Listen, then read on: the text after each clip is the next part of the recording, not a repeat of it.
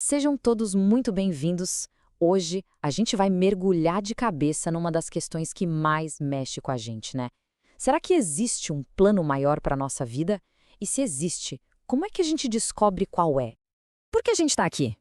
Sabe? Essa é aquela pergunta. Em algum momento da vida ela bate forte. É uma busca por sentido que, olha, atravessa séculos de filosofia, de religião.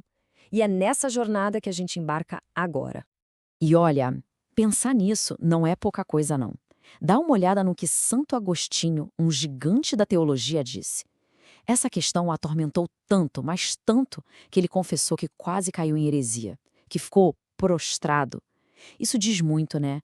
Se um cara como ele sentiu esse peso todo, é mais do que normal a gente também sentir essa angústia. Tá, mas e aí? Por onde a gente começa a desenrolar esse novelo todo? O ponto de partida é um presente, um dom fundamental. Sem ele, nem faria sentido falar em propósito. É o nosso poder de escolher.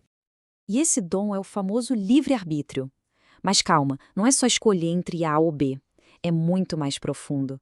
É o poder que vem da nossa razão e da nossa vontade de agir ou de não agir. É o que nos transforma nos autores da nossa própria história, sabe? Cada decisão é uma linha que a gente escreve e, por isso, a gente se torna responsável pelo roteiro da nossa vida. E é aqui que a gente vê o poder dessa escolha na prática, no dia a dia. Pensa só, recebemos instintos naturais, divinos, o instinto de sobrevivência, de comer, o de defesa, de se proteger, e o sexual para procriar. Mas aí entra o livre-arbítrio. E o que era para ser só nutrição pode virar glutonaria. O que era para ser defesa vira violência, ira. E o que era para ser união pode se desviar para a fornicação, para o adultério. A escolha é o que define para qual lado a gente vai nessa estrada. Isso cria uma dúvida gigante, né?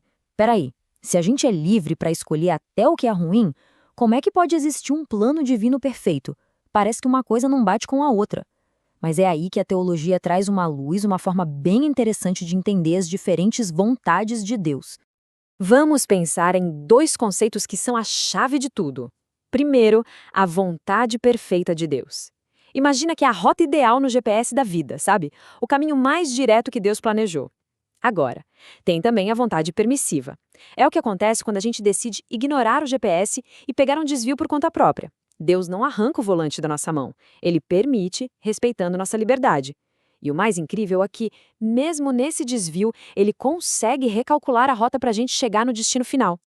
E para entender ainda melhor, dá para dividir isso em 3 níveis. Pensa assim, a vontade soberana é o destino final do mapa. É o plano maior que, no fim das contas, sempre vai acontecer. Já a vontade revelada são as placas de trânsito, as regras da estrada. São os mandamentos que a gente encontra na Bíblia, tipo não roubar, amar o próximo, bem direto ao ponto. E por fim, tem a vontade dispositiva. Essa é mais sobre o coração de Deus, o que agrada a Ele. Por exemplo, o desejo de que todo mundo seja salvo. Entender esses 3 pontos deixa o mapa da nossa jornada muito mais claro. A história de José do Egito é o exemplo perfeito de como tudo isso funciona junto. Pensa na situação. Os irmãos dele, por pura maldade, o venderam como escravo. Uma escolha humana terrível. Isso foi a vontade permissiva de Deus em ação. Mas a vontade soberana, o plano maior, pegou essa maldade toda e transformou em algo incrível. José se tornou governador do Egito e salvou seu povo da fome. É a prova de que Deus consegue usar até as nossas piores escolhas para cumprir um propósito bom. Beleza, a teoria é muito legal, muito fascinante, mas a pergunta de US$ 1 milhão é: e na prática? No meio da correria, do trabalho, das contas para pagar, como é que a gente sabe se está no caminho certo ou não? A resposta, surpreendentemente, não está em olhar para o céu esperando um sinal de fumaça. Está aqui, dentro da gente. Olha só o que diz em Romanos. A chave é a renovação da nossa mente. É uma transformação interna. Pensa como se a gente estivesse ajustando o foco de uma câmera. Se a lente está suja ou desfocada, a imagem fica ruim. Só quando a gente limpa e ajusta a lente, ou seja, renova a nossa forma de pensar, é que a gente consegue ver com nitidez qual é a boa, agradável e perfeita vontade de Deus. E como é que a gente faz essa renovação da mente?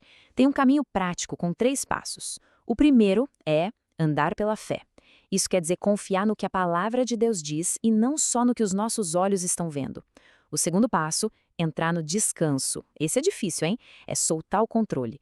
parar de tentar resolver tudo na força do braço e começar a depender da ação de Deus. E o terceiro passo, isso é uma ferramenta que muda o jogo. Usar a paz como um árbitro. É isso mesmo. Pensa num jogo de futebol. Enquanto o jogo está rolando direitinho, dentro das regras, o juiz quase não aparece. Ele só apita quando tem falta.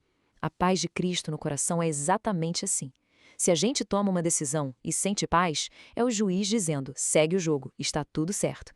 Agora, se vem aquela inquietação, aquela angústia, pipi, é o apito do árbitro. É um sinal claro para parar e pensar de novo, porque alguma coisa está fora do lugar. É uma bússola interna poderosíssima. Então, quando a gente junta toda essa teoria com essa prática do dia a dia, o resultado é o que todo mundo busca no fundo, chegar no destino de uma vida com propósito de verdade. E isso nos leva à verdade mais poderosa de todas.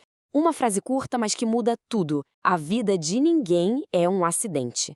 Ninguém está aqui por acaso. Esse versículo do Salmo 139 é, uau, de arrepiar. Ele diz que antes mesmo de uma pessoa nascer, todos os dias dela já estavam escritos no livro.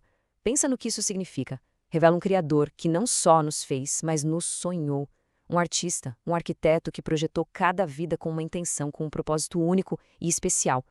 No final das contas, a liberdade de verdade não é só poder escolher o que der na telha, é ter o poder de escolher o que é bom. Então, a pergunta que fica, a que realmente importa, não é sobre o futuro distante, é sobre o agora. Com essa liberdade nas mãos, qual bem cada um de nós escolhe hoje? Porque é essa resposta que começa a escrever agora mesmo o próximo capítulo de uma vida com propósito.